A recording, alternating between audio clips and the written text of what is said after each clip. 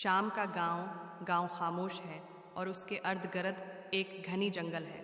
शांति, एक जरातमंद और तजस्सुस से भरी हुई लड़की, जंगल के किनारे खेल रही है। गांव वाले ने उसको जंगल के करीब न जाने की नसीहत की है क्योंकि वहाँ एक चड़ील रहती है।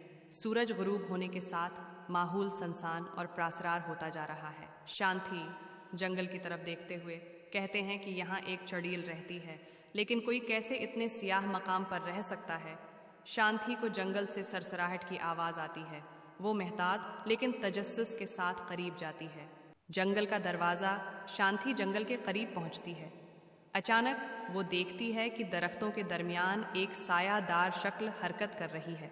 शक्ल रोशनी में आती है और यह एक बूढ़ी औरत है जिसके बाल बिखरे हुए हैं और आंखें तेज हैं। चड़ील खौफनाक आवाज़ में, तुम इतने करीब क्यों आई हो छोटी लड़की? क्या तुम्हें डर नहीं लगता? शांति हिम्मत बांधते हुए, तुम कौन हो? क्या तुम वो चड़ील हो जिसका जिक्र होता है? चड़ील हंसते हुए, हाँ, मुझे चड़ील कहते हैं, लेकिन मैं सिर्फ एक बूढ़ी औरत हूँ जो अकेली रहती है। गांव वाले उससे डरते हैं जिसे वो समझ नहीं पाते।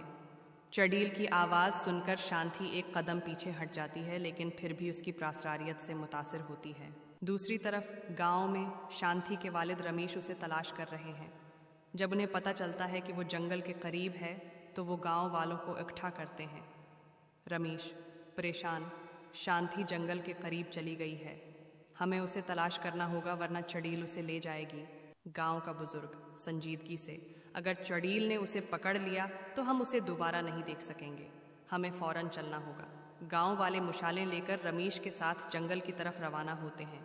शांति को बचाने के लिए प्रिज्म है। जंगल के अंदर शांति, अब जंगल के अंदर ज्यादा दूर है। चड़ील को उसके छोटे बोसैदा घर तक पीछे पीछे जा रही है। चड़ील बात करना शुरू करती है। इसकी आवाज़ दहशत गर्दी से नर्म हो जाती है। चड़ील आंसू भरी आंखों के साथ, लोग मुझसे डरते हैं क्योंकि मैं अकेली रहती हूँ, क्योंकि मैं उनकी तरह नहीं दिखती, लेकिन मैं कभी गांव की एक शांति हैरत ज़िदा, तो तुमने यहाँ क्यों छोड़ा? तुम यहाँ क्यों रहती हो? चड़ील नरमी से, लोग मुझे चड़ील कहते हैं क्योंकि मैं मुख्तलिफ थी, क्योंकि मेरे पास ऐसी मालूमात थीं जो उनके पास नहीं थीं। उन्होंने मुझे बाहर निकाल दिया और मैंने उस जंगल में सुकून पाया, लेकिन मैंने कभी किसी को नुकसान नहीं पहुंचाया। शांति चड़ील को एक नए अंदाज में देखना शुरू करती है, समझते हुए कि वो ज़्यादा अकेली है न कि बदख्वाह। इसी लम्हे गांव वाले पहुंचते हैं, चीखते और मुशालें लहराते हुए। शांति वापस आओ चड़ील, लड़की को छोड़ दो। चड़ील सायों में वापस चली जाती है, गांव वालों की नाराज़गी से डरते हुए। शांति उनके दरमियान खड़ी हो जाती है, हाथ उठाकर चड़ील को बचाने की कोशिश करती है। शांति पख्तगी से, नहीं, वो बस मुख्तलिफ है, हमने उसे बगैर वजह के डरा दिया, हमें उसकी मदद करनी चाहिए, न कि इससे डरते रहना चाहिए।